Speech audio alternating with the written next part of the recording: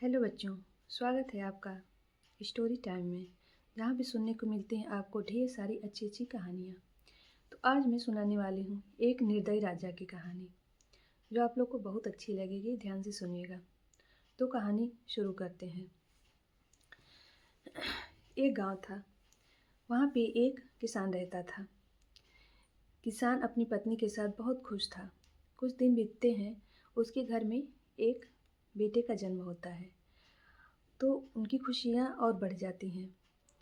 वो दोनों बहुत खुश थे। बाहर अपने घर के बाहर बैठे हुए थे एक दिन, तो वहाँ से एक योगी बाबा जाते हैं। योगी बाबा भिक्षा के लिए आए थे, तो वो भिक्षा मांगते हैं। तो उसकी पत्नी अंदर जाती है, कुछ अनाज लाके योगी बाबा को देती है। योगी बाबा खुश होते हैं और अनाज लेकर अंदर रख लेते हैं अपनी पोटली में। फिर वह उसके बच्चे को देखने लगते हैं और मन ही मन खुश होते हैं। तो किसान पूछता है कि महाराज, आप मेरे बच्चे को देखकर मुस्कुरा रहे हैं, क्या हम इसकी वजह जान सकते हैं? तो योगी बाबा बोले, मैं इसके भविष्य के लिए खुश हो रहा हूँ। तो किसान बोलता है, क्या है इसके भविष्य में? अगर आप हमें बताना चाहें तो बता दें। तो योगी बाबा बोले कि यह इस राज्य का होने वाला राजा बनेगा। इतना कहकर योगी बाबा चले जाते हैं। तो किसान की पत्नी पूछती है कि क्या यह बाबा जी सही बोल रहे थे? तो किसान बोलता है कि नहीं, वह हमारा दिल रखने के लिए ऐसे ही बोल दिए होंगे। ये सब बातें ज़्यादा मत सोचो और चलो अपना काम धाम करो। चलो हम भी करते हैं, तुम भी करो।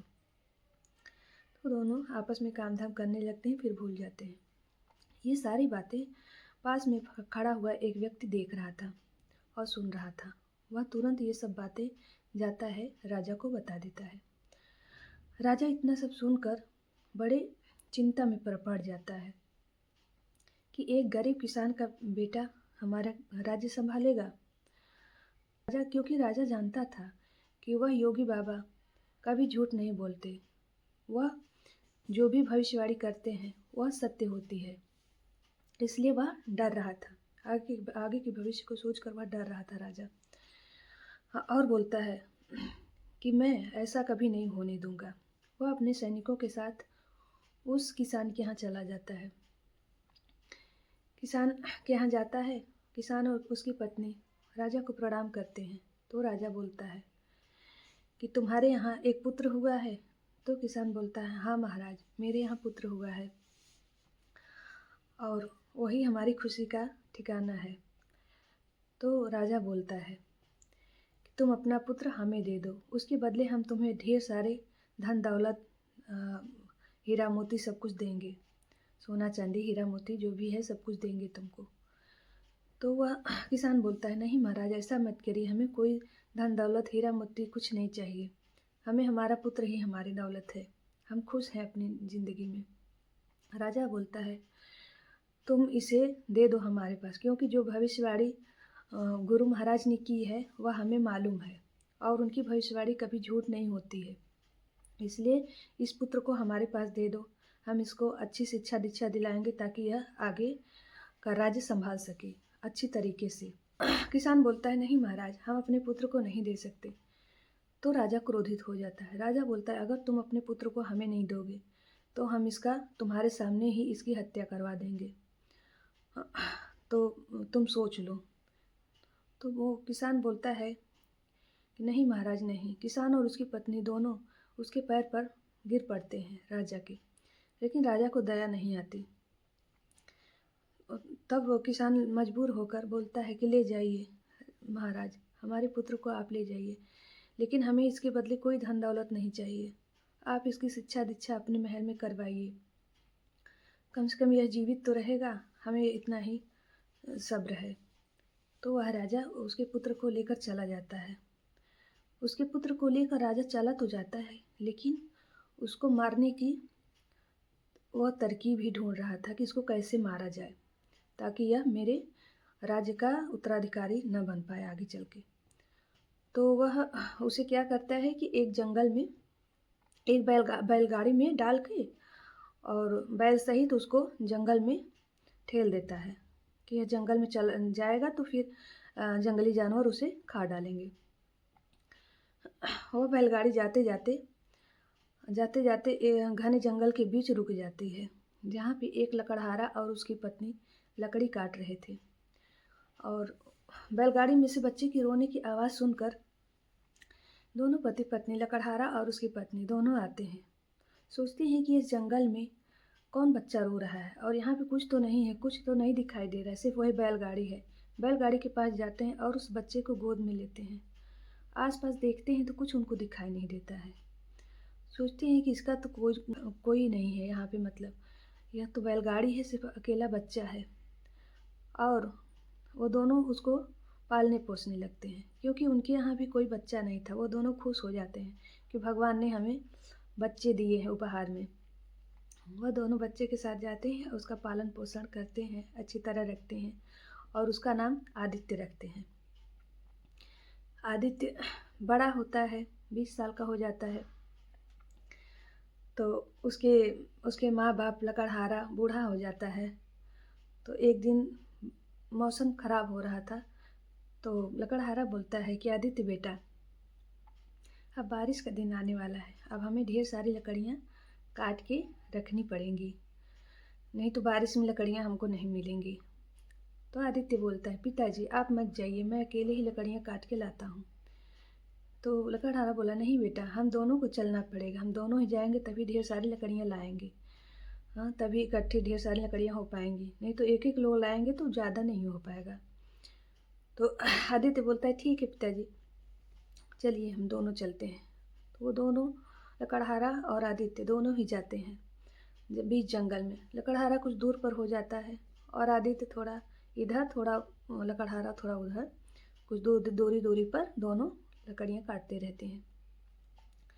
उसी टाइम राजा जा रहा था, उस समय अपने सैनिकों के साथ कहीं जा रहा था। तो राजा देखता है आदित्य को और वह पहचान जाता है कि यह तो वही लड़का है, क्योंकि आदित्य के माथे पर बचपन से ही त्रिशूल का निशान बना हुआ था। राजा जान जाता है कि यह तो वही लड़का है, अभी तक जीवित है और यह तो अब राजा बन जाएगा, मुझे इसको किसी तरह मारना है। तो राजा बोलता है, तुम कौन हो और इस जंगल में क्या कर रहे हो? तो आदित्य बोलता है, महाराज, मैं एक लकड़हारा हूँ और अपने पिता के साथ लकड़ी काटने के लिए जंगल में आया हूँ। तो राजा बोलता है कि ऐसा है कि तुम मेरा पत्र एक राजमहल में पहुँचाना है और रानी को ही देना है, तो मेरा यह काम कर दो। तो आदित्य बोलता है, ठीक है महाराज, मैं आपका संदेश पहुँचा दूँगा, लेकिन मुझे अपने पिता की आज्ञा लेनी पड़ेगी। तो राजा बोलता है, ठीक है, अपने पिता की आज्ञा ले लो, लेकिन इस पत्र को तुमको खोल के देखना नहीं है, इसको ऐसे ही महारानी के हाथों में देना है। लकड़हारा बोला, ठीक है महाराज, जैसी आपकी आज्ञा हो, मैं ऐसा ही करता हूँ। तो आदित्य अपने लकड़हारे पिता की आज्ञा लेकर चला जाता है पत्र देने के लिए वह जाता है। तो पत्र लेकर आदित्य घोड़े पर सवार होकर चल देता है। वह जंगलों का रास्ता काटते काटते काफ़ी दूर पहुंच जाता है। तो अचानक ही उसका घोड़ा सामने एक सांप को देखकर रुक जाता है और फिर आगे बढ़ता नहीं, और रात भी होने वाली थी। तो आदित्य सोचता है कि अब तो रात होने वाली है और मेरा घोड़ा भी नहीं आगे बढ़ रहा है, अब मैं क्या करूं? वह सामने इधर उधर देखता है तो उसे एक कुटिया दिखाई देती है, एक छोटी सी झोपड़ी। तो वहाँ जाता है झोपड़ी के पास और आवाज़ लगाती है, से एक बूढ़ा व्यक्ति निकलता है। आदित्य बोलता है कि क्या आप मुझे महल का रास्ता बता सकते हैं? महल का रास्ता किधर है? और इसके आगे मेरा घोड़ा बढ़ भी नहीं रहा है, तो थोड़ा सा, क्या मैं आपके यहाँ रात भर रुक सकता हूँ? तो उस बूढ़े व्यक्ति ने बोला, ठीक है बेटा, रात हो रही है, तुम हमारे यहाँ रुक जाओ और सुबह मैं तुम्हें महल का रास्ता बता दूंगा। तो आदित्य धन्यवाद बोलता है और उनके घर में जाता है। क्योंकि बाहर अंधेरा था तो अंदर आदित्य जाता है तो वहाँ रोशनी थी।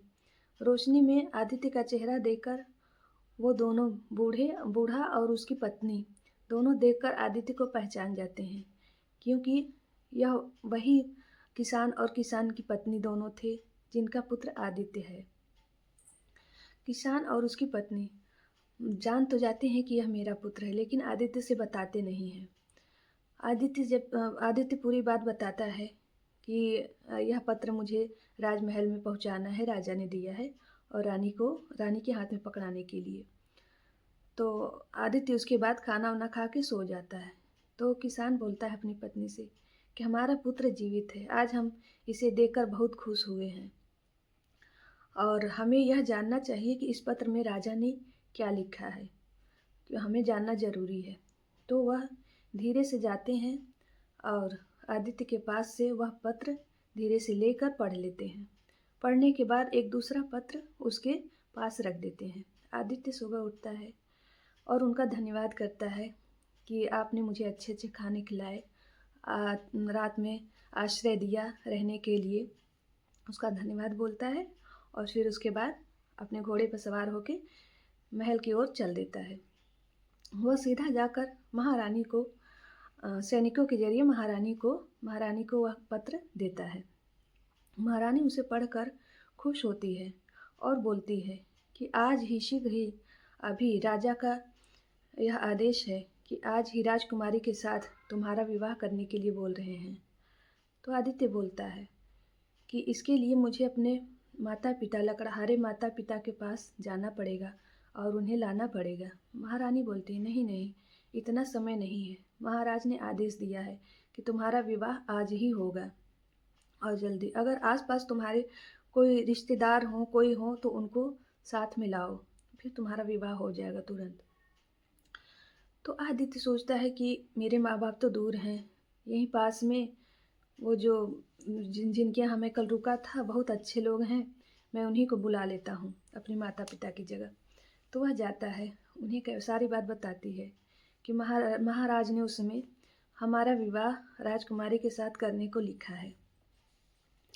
तब वह किसान और किसान की पत्नी आदित्य को पूरे बचपन की बात बताते हैं कि बेटा, तुम मेरे बेटे हो, ऐसे ऐसे राजा ने किया हमारे साथ, तुम्हें ले लिया। यह राजा की चाल थी, क्योंकि उस पत्र में यह लिखा हुआ था कि यह महल में जाते ही इसे कारागार में डाल दिया जाए, यानी आदित्य को कारागार में डालने का आदेश दिया था राजा ने। तो किसान ने दूसरा पत्र उसमें लिख दिया, दूसरा पत्र देकर उसमें लिख दिया था कि तुरंत राजकुमारी के साथ तुम्हारा विवाह हो जाए।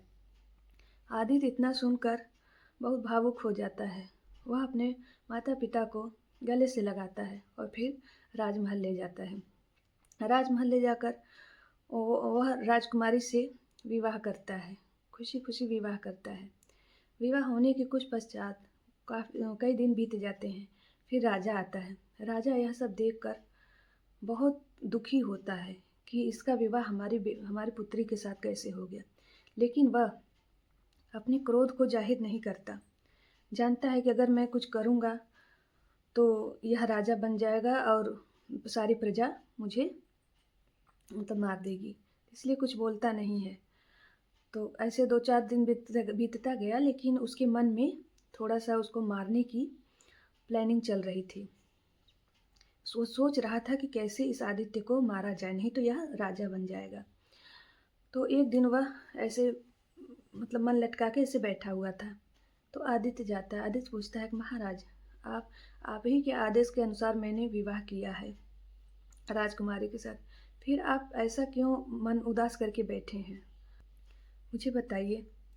तो राजा बोलता है कि आदित्य, तुम्हारा विवाह तो राजकुमारी से हो गया, लेकिन मुझे एक भविष्यवाणी है राजकुमारी के लिए जो मुझे बहुत चिंताग्रस्त करी हुई है। तो आदित्य बोलता है, कैसी भविष्यवाणी महाराज, मुझे बताइए।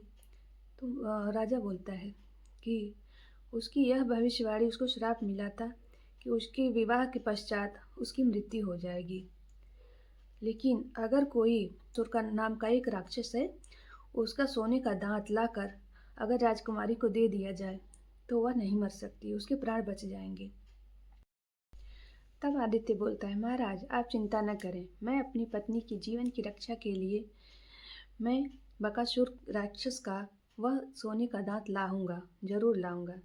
तो राजा बोलता है कि उसको लाने में तुम्हारी मृत्यु भी हो सकती है, तुम्हारी जान जा सकती है। आदित्य बोला, कोई नहीं महाराज, लेकिन मैं कुछ भी हो, मैं अपनी पत्नी के लिए वहाँ जाऊँगा। तो राजा बोल देता है कि जाओ। आदित्य चला जाता है और राजा मन ही मन खुश होता है कि अब तो आदित्य जाएगा और उसे वह राक्षस मार डालेगा। आदित्य जाते जाते आदित्य काफ़ी जंगलों का रास्ता काटते काटते बहुत दूर पहुंच जाता है। तो वहाँ पे एक बहुत बड़ा दरवाज़ा दिखाई देता है। दरवाजे के पास एक सैनिक था। सैनिक ने बोला कि हम दरवाज़ा नहीं खोलेंगे। तो आदित्य बोलता है कि क्यों, दरवाज़ा क्यों नहीं खोलोगे? तो सैनिक बोलता है एक सवाल का पहले तुम्हें जवाब देना पड़ेगा। आदित्य बोलता है पूछो सवाल। तो वह सामने एक पेड़ था आम का। आम के पेड़ को दिखाकर वह सैनिक बोलता है कि इस पेड़ में हमेशा सोने के फल लगते थे, लेकिन अभी 2 सालों से इसमें फल नहीं लग रहे हैं। ये क्या कारण है? इसका जवाब दो। अगर इस प्रश्न का अच्छी तरह उत्तर दे दोगे तभी तुम आगे बढ़ पाओगे, तभी यह दरवाज़ा खुलेगा। तो आदित्य बोलता है कि ठीक है, मैं तुम्हारे प्रश्न का जवाब दे दूंगा, लेकिन मैं जिस काम के लिए जा रहा हूँ, अगर मैंने तुम्हारे प्रश्न का जवाब दे दिया तो तुम गधा बन जाओगे।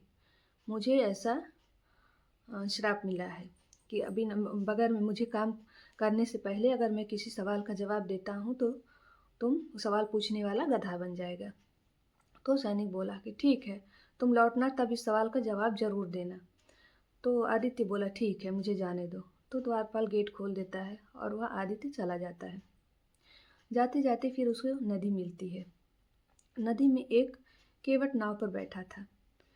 तो केवट आदित्य बोलता है कि मुझे नदी उस पार जाना है, मुझे पहुंचा दोगे? तो केवट बोलता है कि मैं तुम्हें ज़रूर पहुंचा दूंगा, लेकिन मुझे तुम्हारे एक सवाल का जवाब चाहिए। तो आदित्य बोलता है हाँ पूछो, पूछो सवाल। तो केवट बोलता है कि मैं कई सालों से इस नाव पर बैठा हूँ और मैं चाहते हुए भी इस नाव से नहीं उतर पा रहा हूँ, क्योंकि यह केवटी मतलब उसके जो जो डंडा रहता है जिससे नाव को चलाते हैं, नाव खेया जाता है, वो केवटी। बोलता है यह केवटी मेरे हाथ से छूट नहीं रही है। मैं चाहता हूँ कि इसको छोड़ दूँ, लेकिन यह मेरे हाथ से छूट नहीं रही है और मैं सालों से इस नाव पे बैठा हूँ। तो इस प्रश्न का जवाब दो मुझे, तभी मैं उस पार तुम्हें पहुँचाऊँगा। तो आदित्य बोलता है कि मैं जिस काम के लिए जा रहा हूँ, अगर मैं किसी सवाल का जवाब दे देता हूँ तो तुम गधे बन जाओगे।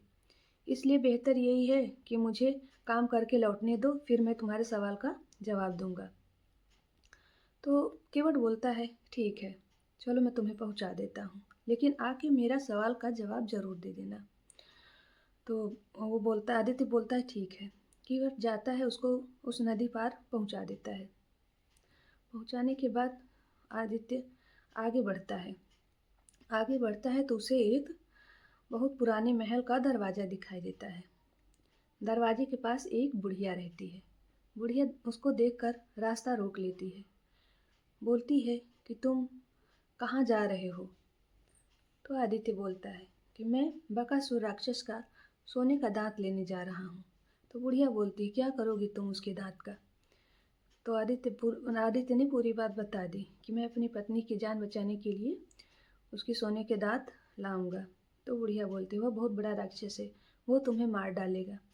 तो आदित्य बोलता है मेरे जीवन का मेरी पत्नी के बगैर कोई मतलब नहीं है, या तो मैं उसका दांत लाऊंगा या तो मैं मर जाऊंगा। तो बुढ़िया उसकी भावनाओं को सुनकर बहुत खुश होती है और बोलती है बेटा, मैं बकासुर की माँ हूँ और मैं तुम्हें उसका दांत ला के दूंगी, तुम यहीं पे इंतज़ार करो। तो बुढ़िया अंदर जाती है। बकासुर सारा दिन थक कर आया हुआ था, अब वह सोने जा रहा था। तो बुढ़िया बोलती है बकासुर जैसे ही सोने लगता है तो बुढ़िया ने उसके एक दांत निकाल लिए, खींच लिए। तो बकासुर बोला माँ मुझे परेशान मत करो, मुझे क्यों परेशान कर रही हो तुम, मैं दिन भर थका हूँ, मुझे सोने दो। तो बुढ़िया बोलती है मेरे एक प्रश्न का जवाब दो बेटा। तो बकासुर बोलता है पूछो पूछो क्या पूछना है आपको। बुढ़िया बोलती है कि एक गांव में एक आम का पेड़ है जिस पर सोने के फल लगते थे, लेकिन अभी 2 सालों से उसमें फल नहीं लग रहे हैं। उसका क्या कारण है? इस प्रश्न का उत्तर मुझे चाहिए। तो बकासुर बोलता है कि माँ, उस पेड़ की जड़ों में 2 चूहे आ गए हैं, जो उस पेड़ की जड़ को खा रहे हैं। जब वो दोनों चूहे निकल जाएंगे तो उसमें फिर से फल लगने शुरू हो जाएंगे। इतना कहकर बकासुर बोला, अब सोने दो, मैं थक गया हूँ। फिर वह अपनी आंखें बंद करता है तो बुढ़िया एक और दांत निकाल लेती है, उसका खींच लेती है। तो बकासुर बोलता है, माँ क्यों मुझे तंग कर रही हो, अब फिर क्यों परेशान कर रही हो? तो बुढ़िया बोलती है, पुत्र, मुझे एक सवाल का और जवाब चाहिए। तो बकासुर बोलता है, पूछो माँ, पूछो। तो बुढ़िया बोलती है, बेटा, एक नदी है, नदी में एक केवट है। केवट नाव पर सवार है। वह चाहता है कि वह नाव से उतर जाए, लेकिन वह उतर नहीं पाता। इस सवाल का जवाब दो मुझे, वह इसका क्या कारण है कि वह उतर नहीं पाता? तो वह बकासुर बोलता है कि माँ, वह जिस नाव में सवार है उस नाव की केवटी, केवटी वो जो मतलब वो जो डंडा पकड़ा हुआ है जिससे नाव चलाता है वह केवटी श्रापित है। उसे जो एक बार पकड़ लेता है फिर वह छूटता नहीं। वह तभी छूटेगा जब वह दूसरे के हाथ में उसको पकड़ाएगा, तभी उससे छूटेगी, अन्यथा वह उससे चिपकी रहेगी। तो इतना बोलकर बकासुर सो जाता है। बोलता है, अब माँ मुझे मत परेशान करना, अब मैं सोने जा रहा हूँ। तो बुढ़िया बोलती है, सो जाओ बेटा। बकासुर सो जाता है और बुढ़िया दरवाज़ा बंद करके बाहर आ जाती है। बाहर आती है तो आदित्य को दोनों सोने के दांत देती है और बोलती है कि जाओ बेटा, अपनी पत्नी के लिए ये दांत दोनों ले जाओ और उसके जीवन को बचा लो। तो आदित्य दोनों दांत लेकर चला आता है। आने के बाद वह उसी नदी के किनारे पहुंचता है जहां वह केवट उसके रास्ता देख रहा था। तो केवट बोलता है, अब तो तुम आ गए हो, अब तो मेरे सवाल का जवाब दे दो। तो आदित्य बोलता है, पहले मुझे नदी के उस पार पहुंचाओ, फिर मैं सवाल के जवाब दूंगा। तो केवट कहता है, चलो अच्छा ठीक है। तो आदित्य उस पर बैठ जाता है और केवट नदी पार करा देता है। जब इस किनारे आता है तो बोलता है कि अब बताओ। तो आदित्य नीचे उतरता है, नाव से मतलब बाहर निकलता है और बोलता है, तुम्हारी ये केवटी श्रापित है, इसे जो एक बार पकड़ लेगा वह उसी से चिपकी रहेगी। जब तुम दूसरे व्यक्ति को किसी को पकड़ाओगे तभी यह तुम्हारे हाथ से छूटेगी, अन्यथा ये तुम्हारे साथ ही लगी रहेगी। तो इतना कहकर आदित्य आगे चल देता है। आगे आता है तो वह बड़ा वाला दरवाज़ा उसके पास वो भी बंद रहता है। तो वो दरवाज़ा खोलने के लिए कहता है तो सैनिक बोलता है, नहीं, पहले तुम मेरे सवाल का जवाब दो, जो सवाल मैंने तुमसे पूछा था उस सवाल का जवाब दो। तो आदित्य बोलता है कि हाँ बताता हूँ, इस पेड़ में फल इसलिए नहीं लग रहे हैं क्योंकि इस आम के पेड़ की जड़ों में 2 चूहे हैं जो आम की जड़ को खा रहे हैं, इसीलिए इस पेड़ पर फल नहीं लग रहे हैं। अगर इन चूहों को निकाल दिया जाएगा तो इस पेड़ में फिर से फल लगने लगेंगे। तो सैनिक ने गांव वालों को बुलाकर उस दोनों चूहे को निकलवा दिया। निकालने के बाद उस पेड़ में तुरंत फिर से सोने के फल लग गए। तो पूरे गांव में पूरे गांव वाले बहुत खुश हुए और उन्होंने खुश होकर 5 बैलगाड़ियों से भरा सोना आदित्य को दे दिया। आदित्य सोना लेकर और सोने के दांत लेकर चल दिया, राजमहल में आया। राजमहल में आने के बाद उसका बहुत अच्छे से स्वागत हुआ और उसने सोने के दांत अपनी पत्नी को दे दिया। उसकी पत्नी राजकुमारी सोने के दांत लेकर बहुत खुश हुई। राजा ने पूछा कि यह इतना बैलगाड़ियों से भरा सोना तुम्हें कहाँ मिला? तो आदित्य ने कहा, मैं नदी पार करके जा रहा था तो वहीं रास्ते में एक पहाड़ था। पहाड़ के पास बहुत सोना था, एक पत्थर के नीचे बहुत ज़्यादा सोना था और सोना अभी भी बहुत ज़्यादा है, पूरा पहाड़ ही सोने का है। तो वहीं से मैंने थोड़े थोड़े सोने भर लिए बैलगाड़ी में और ले आया। राजा लालच में पड़ गया। राजा सोचा कि इतना ज़्यादा सोना है तो मैं इसको ले आऊँगा अपने राजमहल में। राजा वहाँ से चल देता है और वहीं केवट के पास पहुँचता है। केवट के पास पहुँचकर जब वो बोलता है कि मुझे उस नदी के पार पहुंचना है, तो मुझे पहुंचा दो उस नदी के पार। तो केवट बोलता है कि महाराज आइए आइए बैठिए। तो जैसे ही राजा उसमें बैठता है नाव में, जब केवट अपनी केवटी राजा को पकड़ा देता है और केवट जल्दी से बाहर निकल आता है, तो राजा ने पूछा कि तुम मुझे ये केवटी पकड़ा कर खुद बाहर क्यों निकल गए, मुझे नदी के उस पार जाना है। तो केवट हंसने लगता है, कहता है महाराज मैं कई सालों से इस केवटी पर अटका हुआ हूँ। यह केवटी जिसके हाथ में जाती है उसी से चिपक कर रह जाती है, जब तक कि वो दूसरे व्यक्ति को ना पकड़ाए। अब मैं तो आज़ाद हो गया इस केवटी से, यह श्रापित केवटी है। अब जब से आप इसको दूसरे के हाथ में नहीं पकड़ाएंगे, आप ही इसी में रहेंगे। अब मैं चला। केवट चला जाता है और राजा वहीं नदी में नाव ही चलाता रह जाता है, क्योंकि उधर उसके आगे बकासुर का राजमहल था, वहाँ पे कोई इंसान जाने का नाम नहीं लेता था। तो इसीलिए राजा वहीं पे रह गया और इधर आदित्य अपने लकड़हारे माँ बाप को भी बुला लेता है और अपने किसान माँ बाप के साथ और अपनी पत्नी के साथ पूरा राज्य में आराम से रहता है। तो बच्चों, यही थी कहानी। आपको कैसी लगी? अगर कहानी अच्छी लगी हो तो लाइक करिएगा और सब्सक्राइब करिएगा, ठीक है? और चलते हैं और फिर मिलते हैं एक नई कहानी के साथ।